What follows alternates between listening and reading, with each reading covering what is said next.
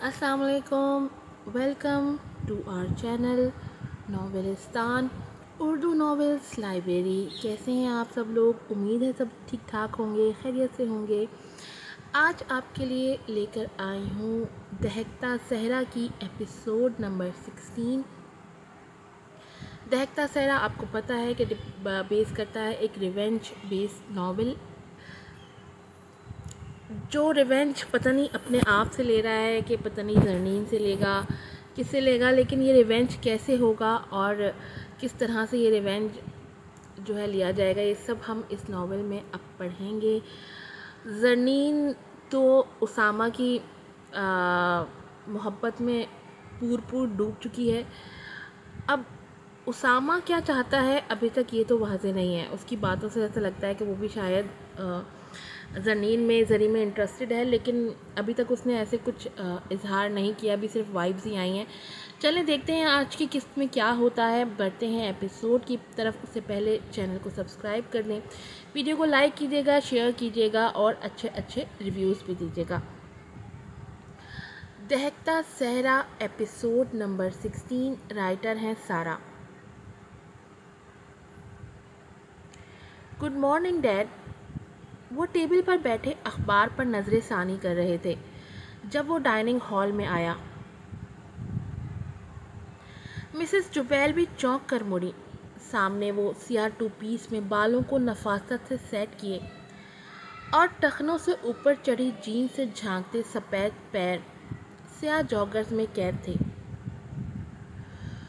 Putters पर धरे पाँव नए सिरे से मिसेस जुबैल का दुख से भर गए थे। कहाँ उन्हें गवारा था अपने बेटे को यूं मोहताजी की ज़िंदगी गुजारते देखना। जुबैल साहब के दिल में भी हुक सी उठी थी। वक्त की साजिशों को आज तक कौन समझ सका है जो वो समझते, और इस अनहोनी को टालते जो बीत चुकी थी वो बेबस थे कातिब तकदीर के सामने।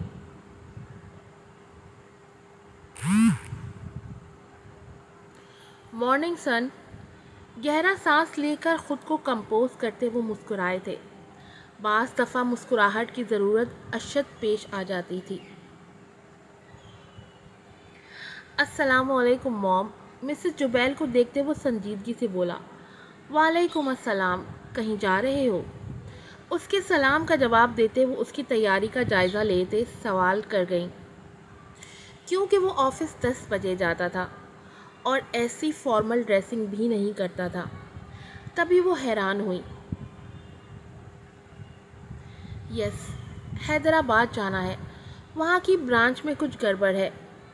उन्हें जवाब देकर उसने जुबैल साहब को हालात से आगाह किया, जिस पर वो सर हिला गए।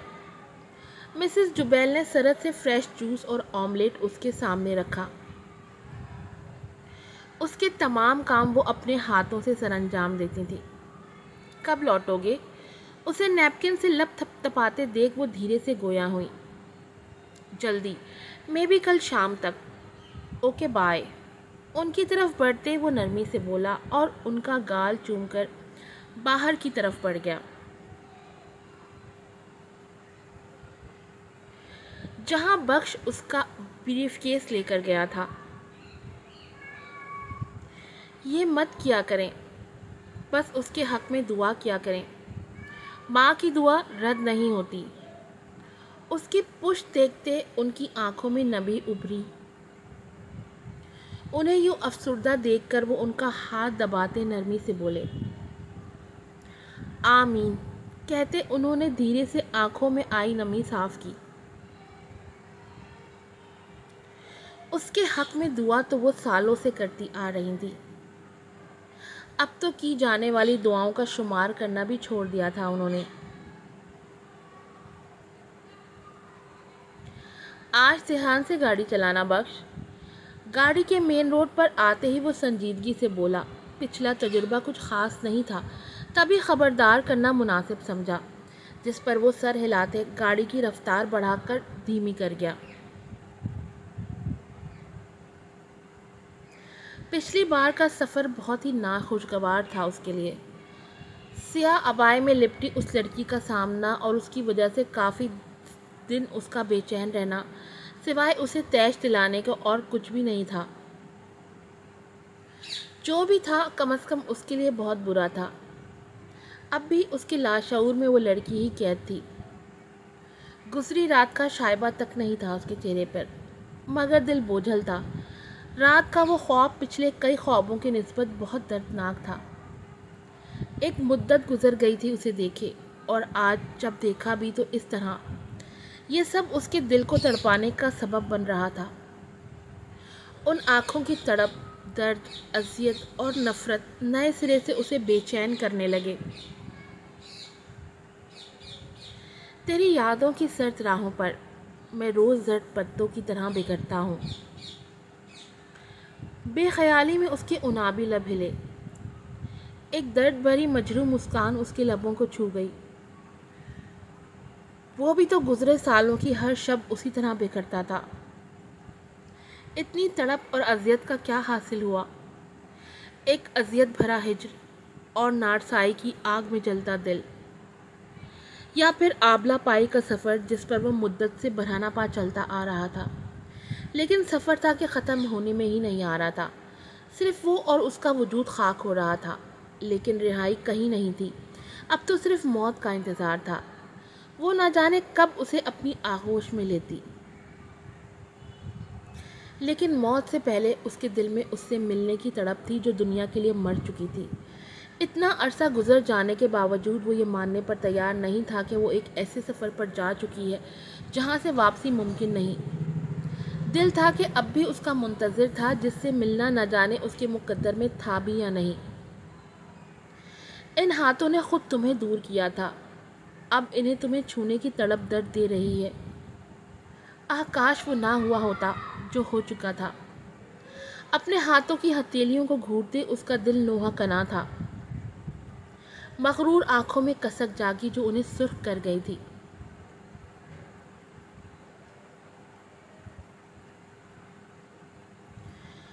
اسامہ کی برتھڈے ہے سنڈے کو، حیدر بتا رہا تھا۔ وہ تو سیلیبریٹ نہیں کرتا، مگر حیدر کہہ رہا تھا کہ اس بار کچھ اسپیشل کیا جائے۔ کیا خیال ہے تمہارا؟ آج سورج بڑے عرصے بعد اپنی پوری آب و تاب سے چمکا تھا۔ کراچی یونیورسٹی اس کی پرحدت کرنوں سے چمک رہی تھی۔ وہ گھاس پر بیٹھی ہبا کے ساتھ مل کر نوٹس بنا رہی تھی جب اچانک وہ بولی۔ ایک پل کو نوٹس پر چلتا اس کا ہاتھ کپ کپ آیا تھا۔ میں کیا کہوں؟ اسامہ کا خیال آتے ہی اس کا دل بری شدت سے دھڑکا تھا۔ کیا کہوں کا کیا مطلب ہے؟ لیکن چلو خیر ہے بھائی، تم تو اسپیشل ہو اس کے لیے، اور کسی اسپیشل چیز کی بھلا اسے کیا ضرورت؟ اسے تیکھے چتونوں سے گھورتے وہ آخر میں شرارتی ہوئی، جس پر ذری بوکھلاہٹ میں اسے گھور بھی نہ سکی۔ دل نے بے اختیار ایک بیٹ مس کی تھی۔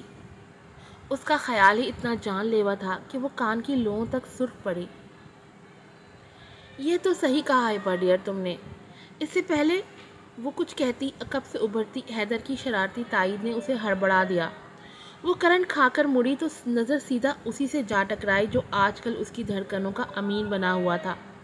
اب بھی وہ دھیرے سے مسکراتا پوری طرح اس کی طرف متوجہ تھا۔ ہبا کی بات اس نے یقیناً سن لی تھی، تبھی لبوں پر ایک دلکش مسکان رقم تھی۔ شرمندگی تھی یا کچھ اور، وہ سر جھکاتی کانوں کی لوؤں تک سرخ پڑ گئی۔ یہ بات اگر اسامہ اپنے منہ سے کہیں گے تو مانوں گی، اس لیے تم اپنی چونچ بند رکھو۔ حیدر کو خفگی سے گھورتے وہ اسامہ کی طرف متوجہ ہوئی، جبکہ حیدر اپنی سر عام بے عزتی پر کھسیا گیا۔ میں اس معاملے میں اپنی رائے محفوظ رکھتا ہوں، اس کا جواب میں پھر کبھی دوں گا، صحیح موقع پر، لیکن آپ دونوں کو انوائٹ کرنے کا حق رکھتا ہوں، سو سنڈے ایوننگ کو آپ دونوں انوائٹڈ ہیں۔ حیدر آپ دونوں کو پک کر لے گا۔ پرشوق نظروں سے زری کا سرخی مائل چہرہ دیکھتے وہ سنجیدگی سے بولا، جس پر ہبا سمیت حیدر بھی بری طرح بدمزہ ہوا۔ زری کا دل اس کی ماری خیز بات پر بے ساختہ دھڑکا تھا۔ اس کے انویٹیشن پر وہ کچھ خفیف سی ہوئی، لیکن ابھی کچھ کہنا مناسب نہیں تھا، تبھی خاموش رہ گئی۔ یہ کیا بات ہوئی اسامہ یار؟ بول دے ابھی ورنہ تیرا یار یہیں اپنی جان دے دے گا۔ اس کا کندھا تھپ تھپاتے حیدر جذباتی ہو کر بولا، جس پر ہبا اور زری بھی ساختہ حیران ہوئی۔ اسامہ نے بمشکل اپنی ہنسی ضبط کی۔ تو دے دینا، لیکن دے گا کیسے؟ بتا دے، نہیں تو پیٹرول کا انتظام کرتا ہوں، آگ لگا لینا خود کو۔ سب سے مؤثر اور آسان طریقہ ہے مرنے کا، بتا منگواؤں؟ اپنی جیب سے سیل نکالتے وہ اتنی سنجیدگی سے بولا کہ ایک پل کو حیدر کے ہوش اڑے۔ سرحد سے سیل فون اس کے ہاتھ سے کھینچا، مبادا کہیں وہ کال ملا ہی نہ دے۔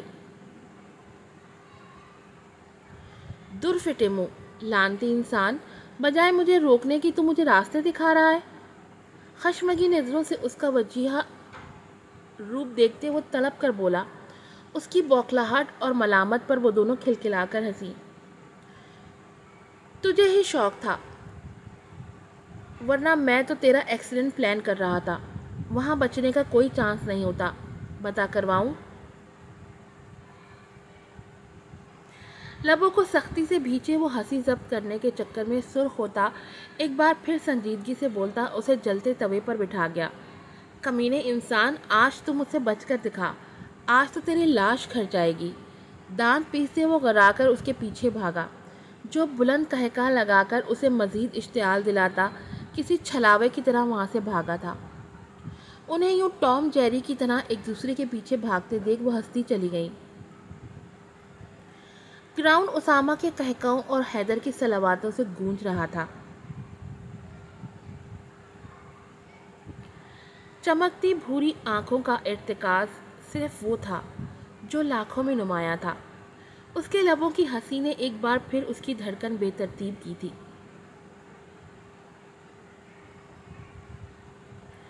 وہ آفس کا کام کر رہی تھی جب اس کی کسی کولیگ نے آ کر بتایا کہ آج وہاں باس آ رہے ہیں۔